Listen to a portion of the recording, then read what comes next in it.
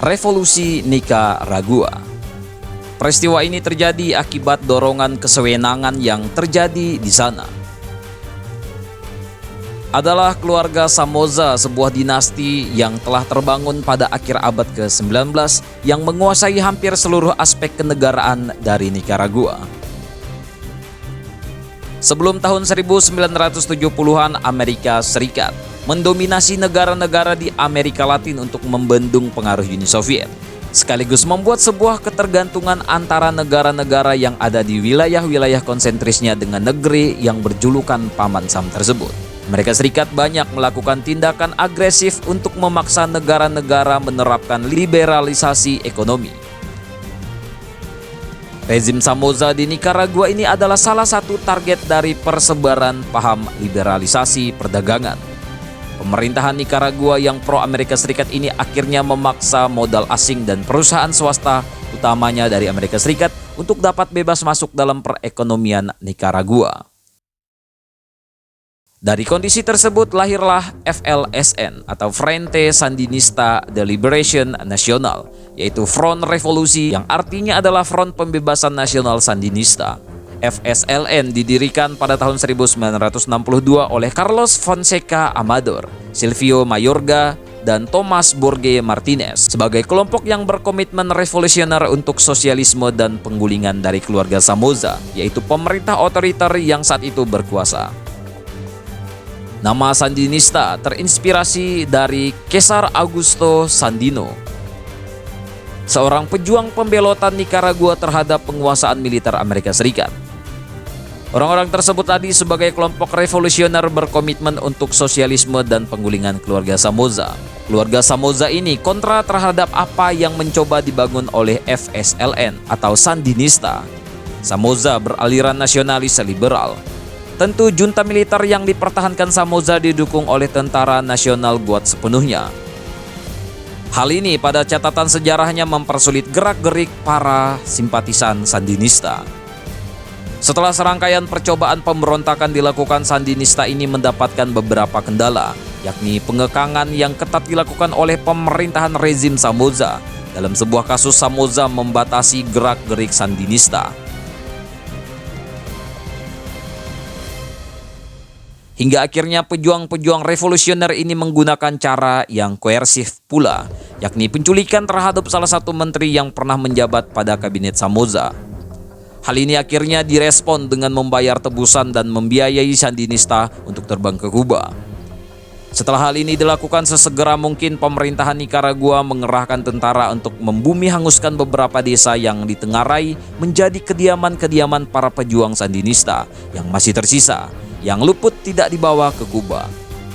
Aksi-aksi pembantaian ini memicu reaksi Gereja Katolik Nicaragua yang kemudian menghentikan dukungannya terhadap rezim Somoza dan perlahan beralih untuk mendukung para pemberontak Sandinista. Sandinista kemudian bertambah kuat dengan keberadaan orang-orang Chili yang beraliran kiri akibat terpilihnya jenderal fasis yang condong pada Amerika Serikat, Augusto Pinochet, sebagai presiden baru di Chili. Akibatnya adalah terjadi beberapa aliran pemikiran dalam tubuh Sandinista. Hal ini antara lain disebabkan karena permasalahan pandangan-pandangan yang diterjemahkan secara berbeda. Di antaranya adalah Proletariat yang terbentuk pada tahun 1975 beraliran proletariat yang mana membela kepentingan kaum tertindas meski bersikap kooperatif dengan golongan lain di Nicaragua. Terceristas atau jalan ketiga. Pimpinan Daniel Ortega yang sama sekali non-kooperatif sehingga hanya menggunakan kekuatan primer dari organisasi ini secara mandiri. Dan Los Doce atau 12 yang mana 12 pendirinya berasal dari golongan menengah ke atas yang cenderung merusak ideologi partai sejak awal karena dianggap kurang berpihak pada kemajuan kaum proletariat. Amerika Serikat pun dalam kasus selanjutnya bersikap standar ganda karena rezim Somoza yang ia dukung tersorot luas secara internasional telah melakukan pembantaian besar-besaran terhadap Sandinista yang mencoba mendobrak kekuasaan mereka. Kendati pun demikian, Somoza enggan untuk melepaskan jabatannya sebagai presiden.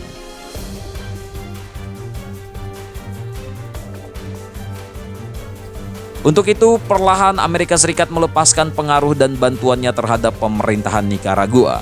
Sedangkan sebaliknya, Sandinista semakin banjir dukungan ketika pemerintahan Kuba memastikan dukungan penuh terhadap aksi-aksi pemberontakan yang ada di Sandinista. Sedangkan sekutu sosialis yang juga telah berjuang melawan rezim junta yang beraliran liberal dan gagal mewujudkan pemerataan ekonomi di antara rakyatnya, El Salvador saling memberi dukungan. FSLN mengirim senjata kepada pemberontak sayap kiri di El Salvador yang dimulai paling lambat pada pertengahan tahun 1980 dan melanjutkannya untuk dekade berikutnya. Amerika Serikat secara langsung juga terkena dampak yang luas ketika Sandinista yang telah menduduki pemerintahan pada beberapa tahun setelahnya memutuskan untuk membatasi perekonomian dengan Amerika Serikat. Hal ini salah satunya juga disebabkan oleh kehadiran bantuan Nicaragua terhadap El Salvador. Bulan Februari 1979, Sandinista mendirikan organisasi koalisi bernama Frente Patriótico Nacional atau FPN, Front Patriotic Nasional, yang anggotanya terdiri dari para simpatisan Sandinista dan orang-orang anti-Somoza di luar Sandinista. Sebulan kemudian, FPN yang mendapat bantuan persenjataan dari Venezuela, Kuba, dan Panama memulai aktivitas pemberontakan besar-besaran di seantero Nicaragua. Pertempuran berjalan sengit, namun FPN yang didukung hampir seluruh rakyat Nicaragua akhirnya berhasil mengungguli militer Nicaragua dan menduduki ibu kota Managua pada bulan Juli 1979. Peristiwa jatuhnya Managua ke tangan FPN lantas dikenal dengan sebutan Revolusi Nicaragua. Dalam perkembangannya, kontinuitas FSLN dapat dijumpai hingga pada saat ini.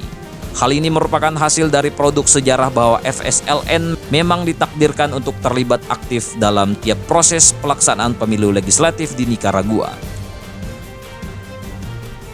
Tentang ini bagaimana menurut kalian, coy?